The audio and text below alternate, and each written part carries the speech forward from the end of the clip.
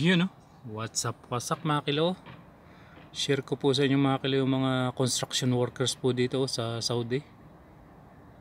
Kainitan po yan, diretso ang trabaho.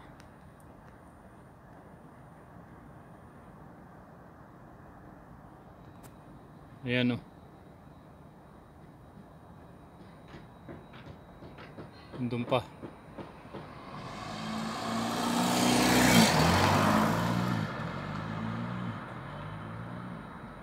Grabe kainit ngayon. Pakita ko po sa inyo ang temperature ngayon ng init dito. Ayan po, 41 degrees Celsius. Ganyan po kainit ngayon habang sila ay nagtatrabaho. Ang oras ay 3:08 PM. Ganyan po sila katibay sa init mga kilo. I-shoutout sa kanilang lahat.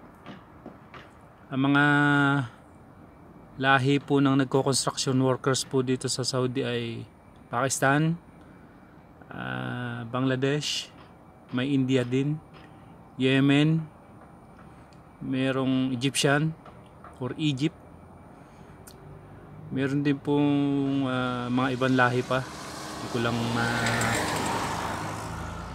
matukoy kung ano pang lahi yung mga nagko-construction workers po dito. Titibay nila sa init. Pero mostly po karamihan dito na construction workers ay Pakistani. Shoutout sa kanilang lahat. Titibay nila sa init. Alright mga kilo. Yan lang po, ni-share ko po sa inyo habang ako ay nag-aantay ng tawag ng anak ng amo ko at nadyan sa opisina. Kanina pa kami lumabas, alas 12, waiting ko na lang siya. Saan kami pumunta, tapos diretso rito sa opisina.